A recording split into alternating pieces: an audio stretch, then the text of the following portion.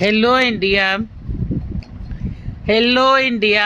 बड़ों को ढेर सारा प्रणाम, छोटों को ढेर सारा प्यार और मेरे सारे सब्सक्राइबर को ढेर सारा Ram Ram. Welcome back to my YouTube channel Simmi की डायरी ऑफिशियल में आप लोग का ढेर सारा स्वागत है। दोस्तों, आज फिर से मैं बहू की तलाश जो पहली कविता में रख चुकी हूँ उसका दूसरा भाग अब आज मैं आप लोगों के समक्ष रखने जा रही हूँ।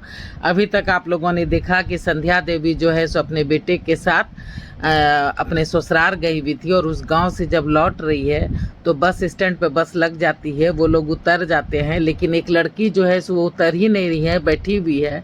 तो इसलिए संध्या देवी ने उसे जो है सो अपने साथ ले आया है और उसे भी अपने घर ले आया है।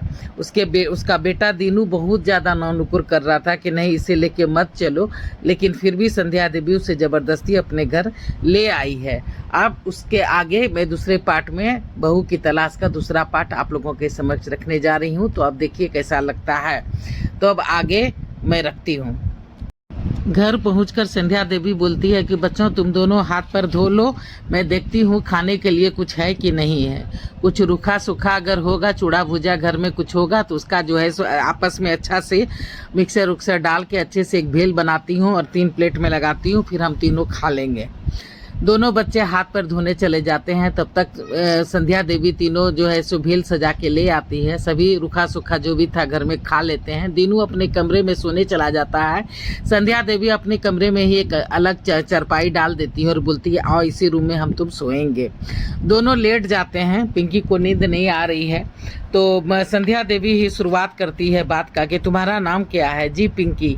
माँ बाप कैसे मर गए? माँ बाप तो पिंकी बोल रही है कि मेरे माँ बाप एक शादी में जा रहे थे, साथ में एक छोटा भाई भी मेरा था। तीनों जो है सो बस एक्सीडेंट हो गया और उसी बस एक्सीडेंट में मर गए। तो संध्या देवी पूछती है कि चाचा लोग नहीं ले गए अपने साथ? नहीं, हम लोग का कोई भी नहीं था। मेरे माँ बाप बाहर में ही काम उम करते थे, कभी गाँव वो कभी गए ही नहीं, कुछ पता नहीं हम लोग का। सो हम लोग मामा हमारे आए थे माँ बाप के मरने के बाद, तो हम मामा के पास ही रहते थे, स्कूल भी जाते थे। 2 बड़ी बहन थी हमारी मम्मी की बेटी, हमसे बड़ी दोनों बहन थी। दोनों की बड़ी होते होते जो है सो बहुत अच्छे से मामा मामी ने शादी कर दी और मेरा मैट्रिक पास हो।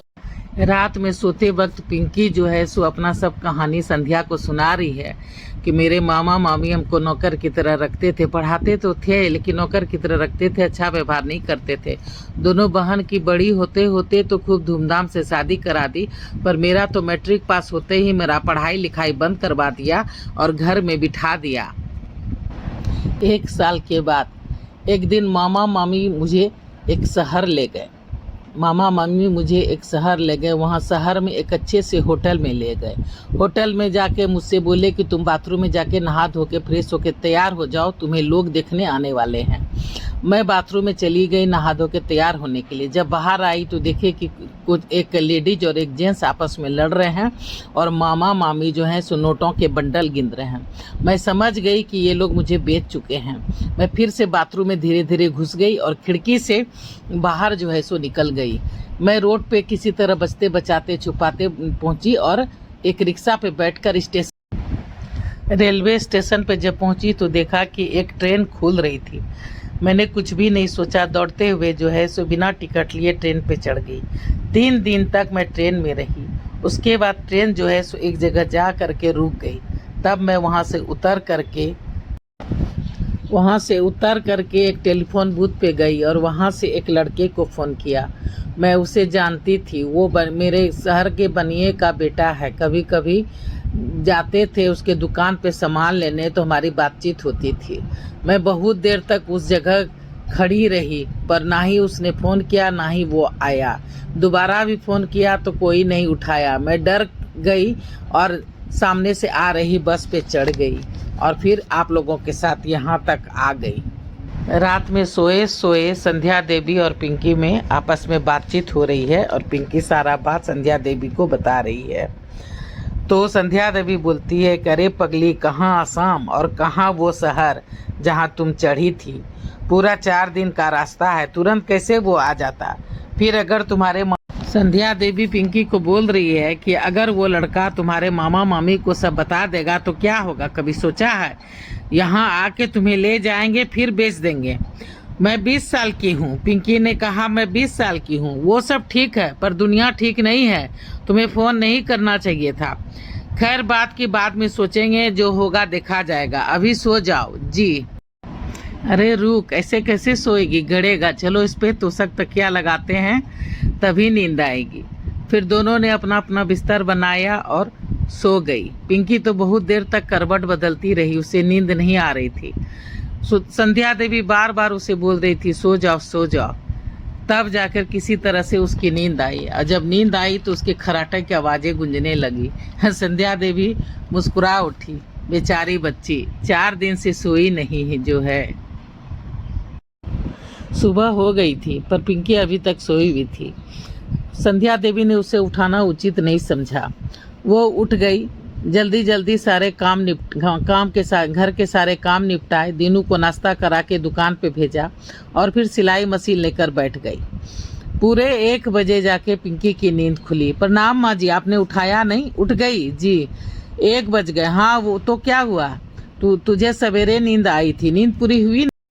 पिंकी सब सो के उठती है तो संध्या देवी उससे पूछती है कि तुम्हारी नींद पूरी हुई कि नहीं।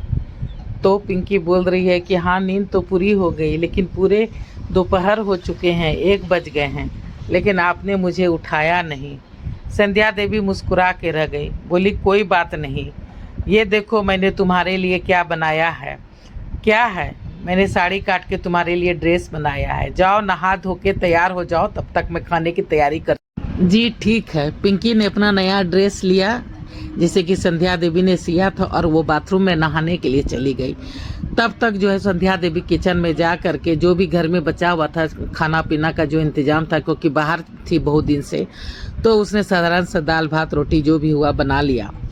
तब तक जो है सो दीनू भी खाना खाने के लिए घर आ गया था और 2 घंटा सो करके शाम में 4 बजे दुकान वापस चला गया था। देखते देखते 15 दिन बीत गए थे।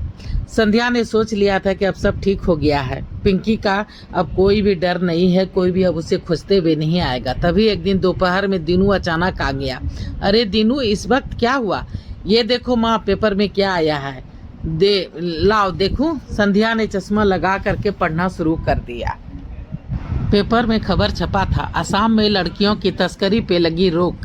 बहुत दिनों से पुलिस को इस गैंग की तलाश थी। पूरे 20 लोगों का गैंग था, जिसमें कुछ अधेड़ उम्र की महिलाएं और कुछ अधेड़ उम्र के पुरुषों के साथ साथ कुछ जवान और खूबसूरत लड़के भी शामिल थे, जो कभी गरीब माता पिता को फुसला कर तो कभी पैसों का लालच दे करके झूठी मूठी शादी का वादा कर लड़कियों को साथ ले जाते थे और मद्रास की ट्रेन पर बिठा आते थे, जहाँ से दूसरे लोग उससे जहाज के रास्ते दूसरे देश में बेचने का काम किया करते थे। अधिकतर लड़कियां अनाथ होती थी, जिसे उसके रिश्तेदार मारते थे, पीटते थे और जवान होने पर उससे तंग आकर के उसे बेच दिया करते थे।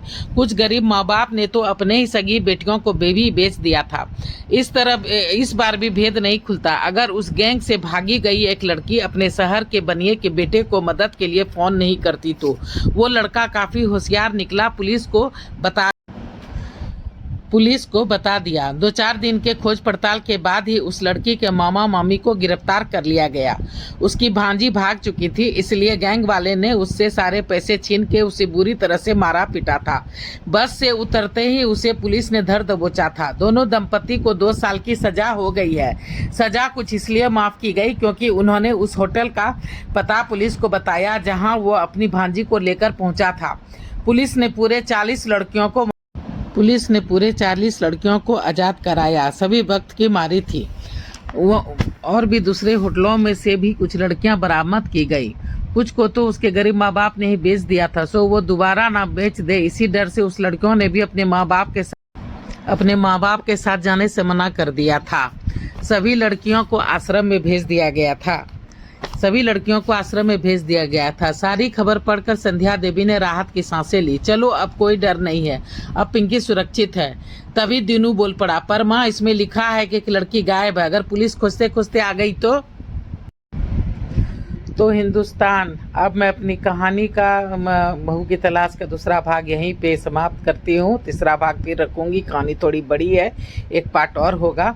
पहली बार चैनल पे आए हैं तो सब्सक्राइब कीजिए, लाइक कीजिए, शेयर कीजिए। और मैं अपनी बानी कहीं पे विराम देना चाहती हूँ। जय भोलेनाथ, हर हर महादेव, और ढेर सारा थैंक्स आप लोग को वीडियो देखने के लिए।